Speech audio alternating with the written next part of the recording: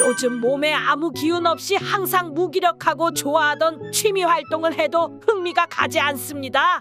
언제부턴가 침대 위에 누워있는 게 일상이 되었는데 이게 우울증 증상일까요? 우울증은 생물학적, 심리적, 사회문화적 요인 등 다양한 복합적인 상호작용으로 인해 발생할 수 있습니다. 생물학적 요인으로는 신경전달물질의 불균형, 유전적인 요인 등이 있으며 심리적 요인으로는 스트레스나 인간관계 문제 등이 있습니다. 우울증을 가볍게 여기고 오래 방치하게 되면 최악의 경우 극단적인 상황이 발생할 수 있으므로 반드시 전문의의 도움을 받아 적절한 대체 방법을 찾는 것이 좋습니다. 오늘은 우리 몸이 보내는 우울증 신호에 대해 알아보겠습니다. 시청하시기 전 구독과 좋아요는 큰 힘이 됩니다. 구독자분들의 다양한 경험이나 의견도 댓글로 다른 분들께 공유해주세요. 우울증의 대표적인 증상 중 하나는 수면 문제입니다.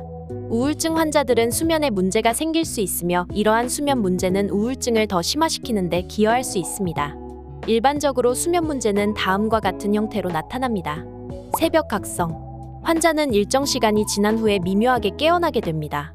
이후 잠들기 어려워하며 일어나는 것도 어려울 수 있습니다. 이러한 수면 문제는 우울증 환자들에서 가장 일반적인 문제 중 하나입니다. 초기 각성. 환자는 일반적인 수면 패턴을 유지할 수 없고 일찍 깨어나기 때문에 충분한 수면을 취하지 못합니다. 수면 장애.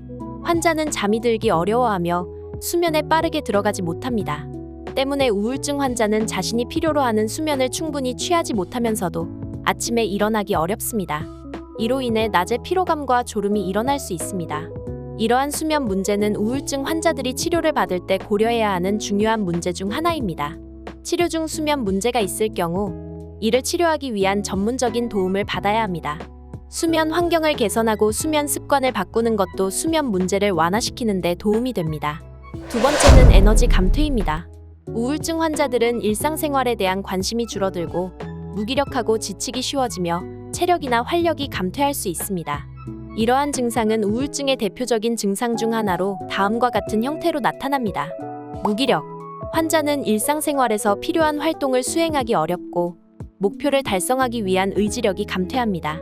이는 우울감과 더불어 실용적인 삶의 지침이 일상적으로 제한되는 것을 의미합니다. 피로감. 우울증 환자들은 일상생활에서 필요한 활동을 수행하는 것만으로도 지치기 쉬워지며 극도의 피로감을 경험할 수 있습니다. 일상적으로 수행해야 하는 일들이 더욱 어려워지는 것을 느낄 수 있습니다. 활력의 감퇴. 우울증 환자들은 체력이나 활력이 감퇴합니다. 일상적인 활동이 더욱 어려워지는 것을 느끼며 우울감과 함께 일상적인 활동의 비용을 지불해야 합니다. 이러한 증상은 우울증의 중요한 특징 중 하나이며 우울증 환자들이 일상생활에서 적극적으로 참여하고 목표를 설정하며 일상적인 활동을 수행하는 데 도움이 필요합니다. 우울증 치료 중에는 적극적인 활동에 참여하고 일상적인 목표를 설정하며 운동을 하는 것 등의 방법이 유용합니다. 세 번째는 관심이나 즐거움의 상실입니다. 우울증 환자들은 일반적으로 관심이나 기쁨을 느끼지 못하고 일상생활에서 즐거움을 찾기 어려울 수 있습니다. 이러한 증상은 우울증의 대표적인 증상 중 하나로 다음과 같은 형태로 나타납니다. 관심의 상실. 우울증 환자들은 일상생활에서 일어나는 사건들에 대한 관심이 줄어들 수 있습니다. 다른 사람들과 함께하는 활동에 참여하는 것이 어렵고 취미나 관심사에 대한 열정이 감퇴하는 것을 느낄 수 있습니다. 즐거움의 상실. 우울증 환자들은 즐거움을 느끼지 못하는 경우가 많습니다. 일상생활에서 즐거움을 찾기 어려울 뿐만 아니라 즐거운 일이 생겨도 기분이 나아지지 않을 수 있습니다. 삶의 질의 감소.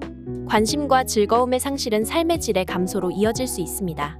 우울증 환자들은 일상적인 활동에서 차마 느끼지 못하는 불쾌한 감정과 함께 무기력함, 자존감 저하 등의 증상을 경험할 수 있습니다.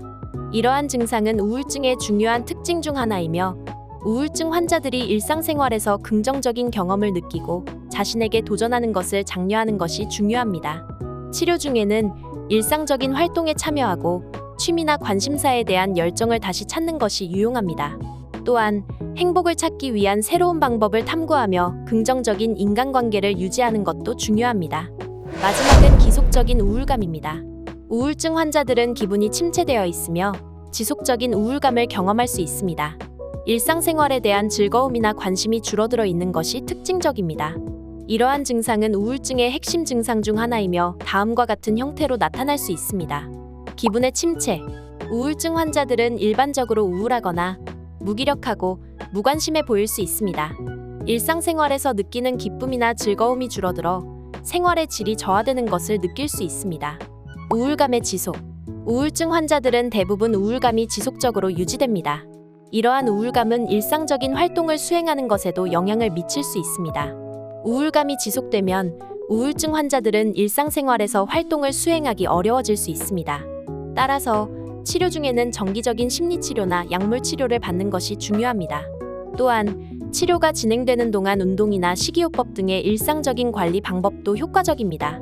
오늘은 이렇게 우리 몸이 보내는 우울증 신호에 대해 알아봤는데요. 항상 구독자분들의 건강관리에 도움이 되셨으면 합니다. 영상이 도움이 되셨다면 구독과 좋아요 부탁드립니다. 항상 건강하시고 행복하세요.